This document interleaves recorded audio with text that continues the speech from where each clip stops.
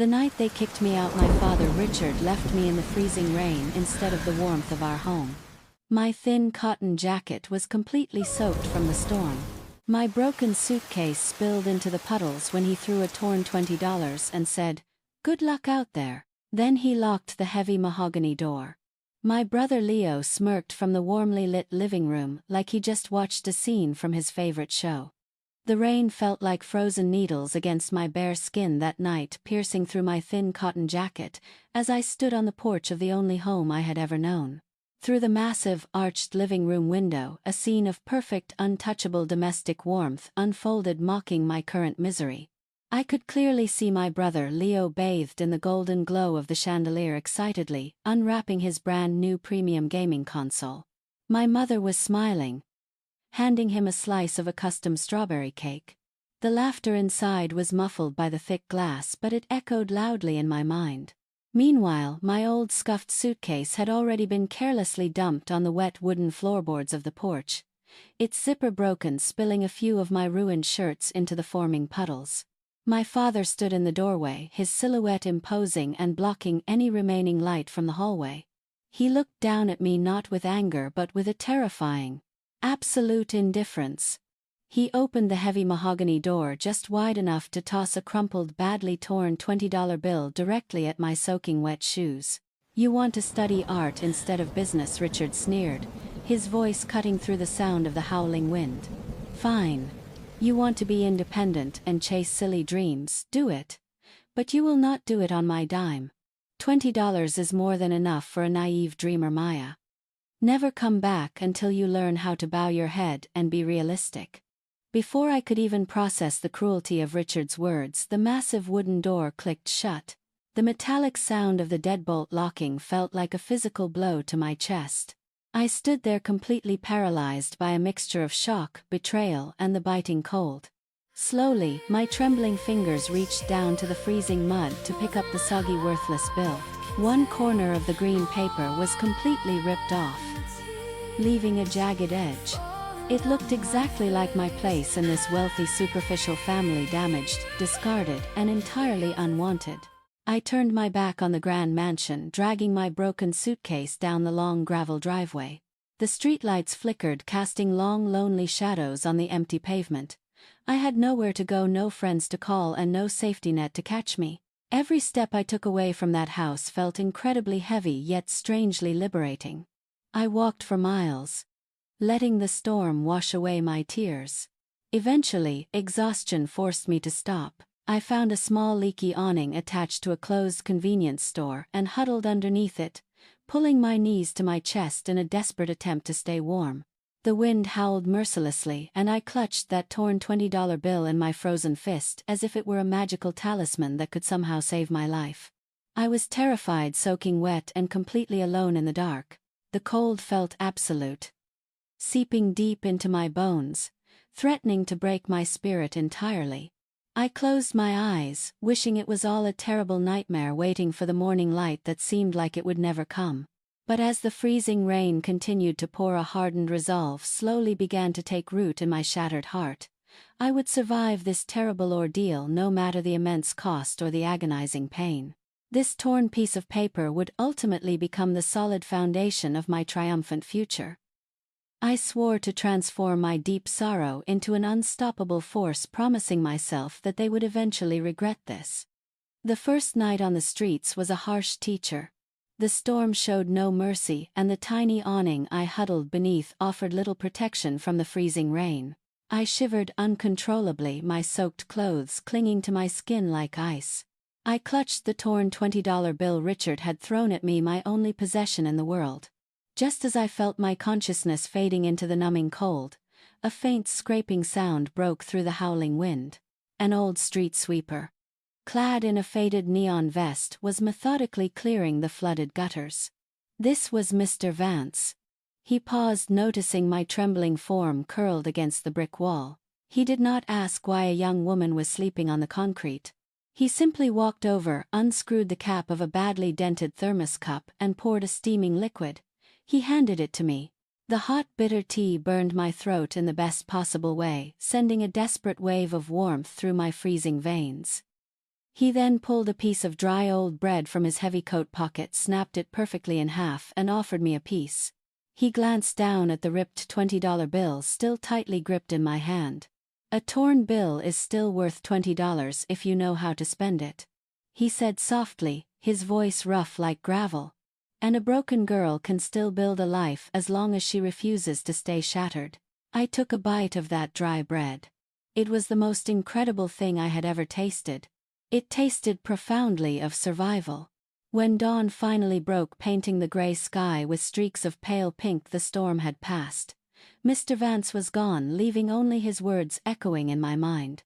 I stood up, my muscles screaming in agony, but my mind was remarkably clear. I did not use that torn $20 to buy a bus ticket or a cheap motel room. I walked straight to a wholesale market on the edge of the city. I spent every single cent on 2 heavy bags of the cheapest flour, a large jar of liver pate, and a bundle of bruised daikon radishes. I was going to make banh mi.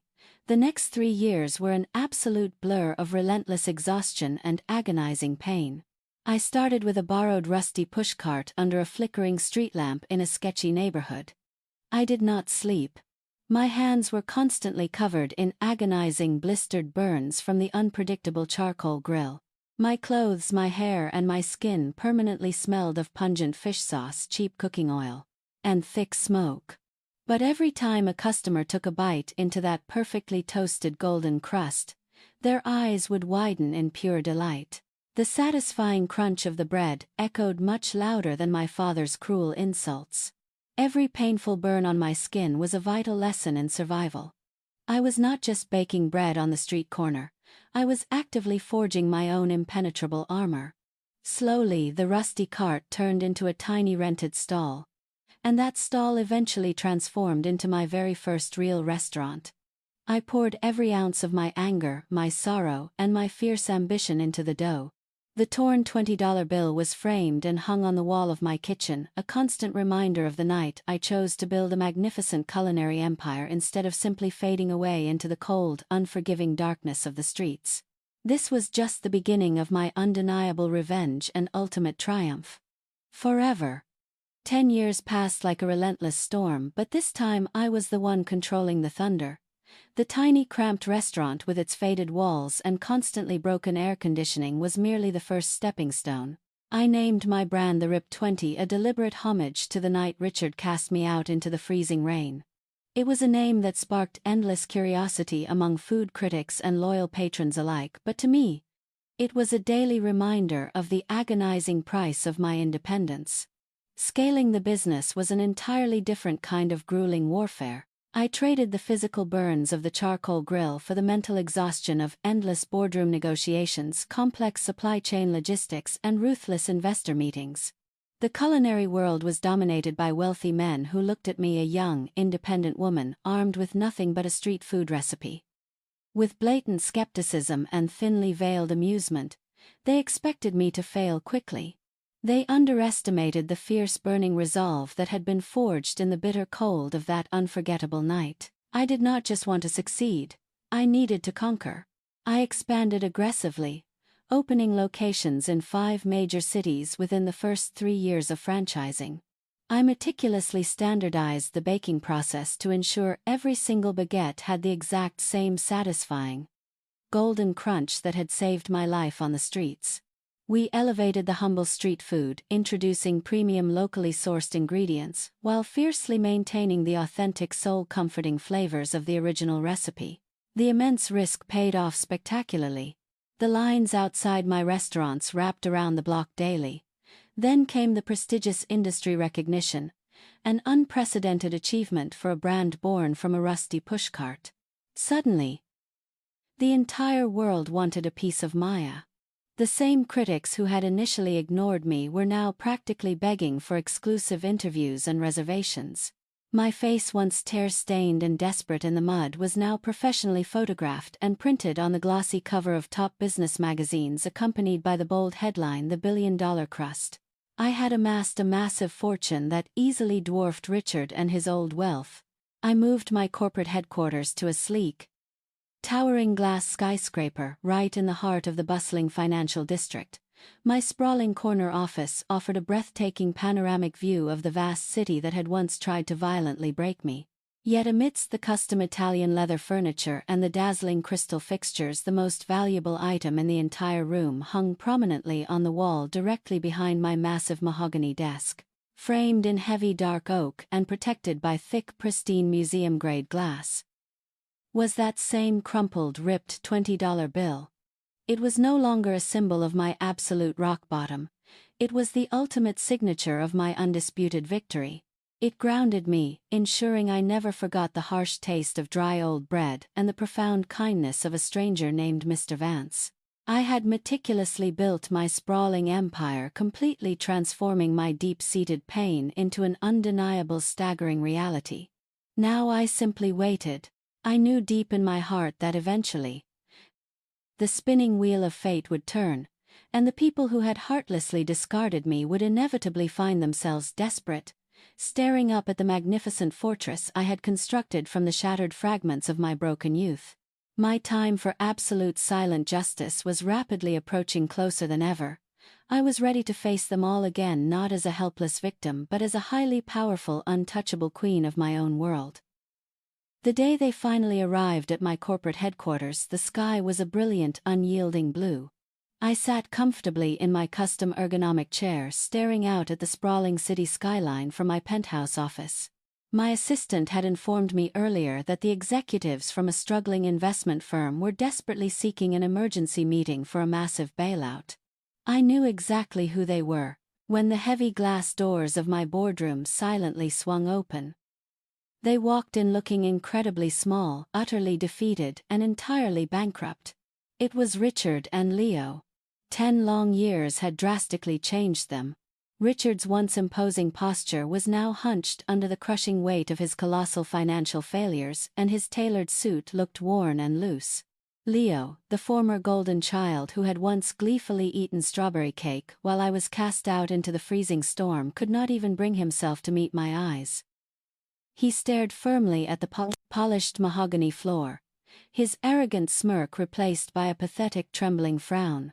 They did not recognize me at first. To them I was just the enigmatic, ruthless billionaire CEO of the ripped 20, their absolute last hope for financial survival. Richard nervously cleared his throat, desperately clutching a thick, desperate proposal file in his shaking hands. "Madam CEO, we deeply appreciate your time," he began, his voice lacking all of its former terrifying authority. "Our family business needs a critical lifeline. We are prepared to offer substantial equity." I slowly spun my leather chair around to fully face them, resting my hands calmly on the massive desk.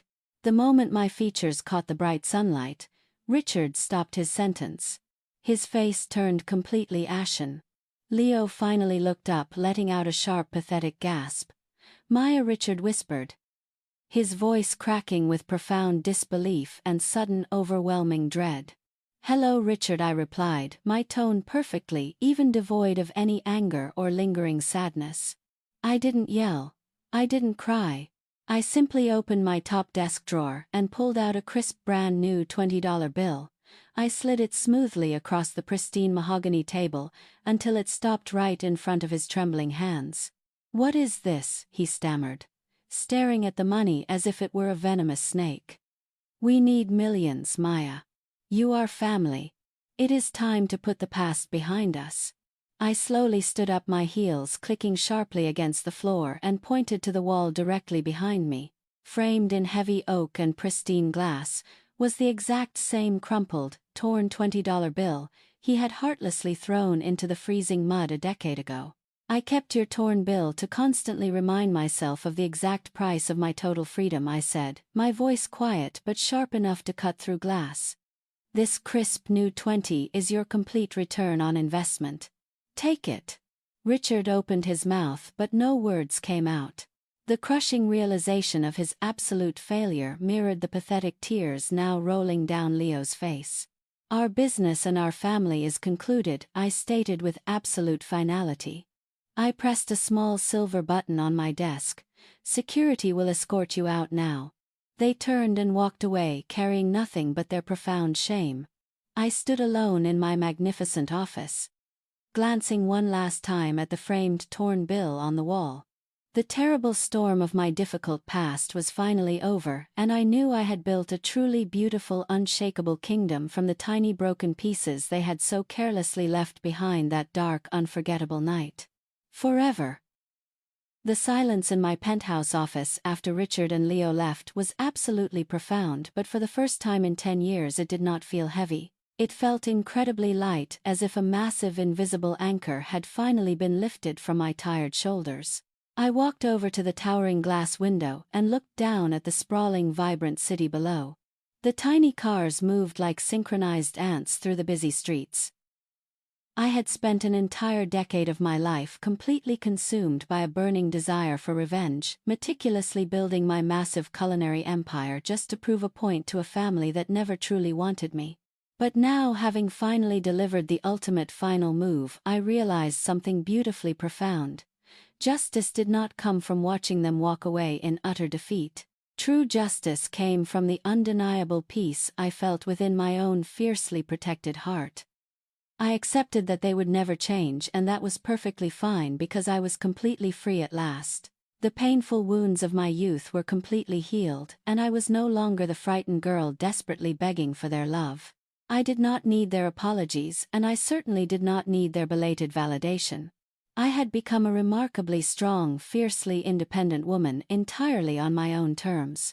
Later that evening, long after the rest of the corporate staff had gone home, I asked my private driver to take me on one final very specific detour before heading to my estate. We drove through the dazzling city lights, eventually arriving at a much older, significantly quieter neighborhood on the distant outskirts of town. I asked him to wait and stepped out into the cool, refreshing night air. The old rusty streetlights flickered exactly as they had a decade ago. I walked slowly toward the small, worn convenience store. The leaky awning where I had once shivered in the freezing rain was still there, though it looked much smaller and entirely harmless now. Mr. Vance, the kind street sweeper who had selflessly saved my life with a broken piece of old bread, had passed away a few years ago. I had proudly paid for his beautiful funeral and established a large charity fund in his honorable name. I stood quietly on that exact same patch of cracked concrete, closing my eyes and letting the gentle breeze wash over my face. I could almost hear his rough, gravelly voice reminding me that a broken girl could still build a magnificent life. I reached into my designer coat pocket and pulled out a small sealed envelope. Inside was a substantial anonymous donation check made out to the local community center that supported homeless youth in this very district. I carefully slid it under the metal security gate of the closed store, knowing the honest owner would find it and deliver it to the right place. I did not need to leave the torn $20 bill here. That piece of paper belonged on my office wall as a permanent testament to my difficult journey. Instead, I left behind a genuine promise of hope for anyone else who might find themselves discarded in the dark. I turned away from the old awning and walked confidently back to my waiting car. The dark road ahead stretched out wide, endlessly full of bright, limitless possibilities. If someone you love ever leaves you behind in the brutal storm, do not wait for their unlikely return. Build your own beautiful road. I finally smiled, stepping into the warm, luxurious car, truly ready to continue my journey forever.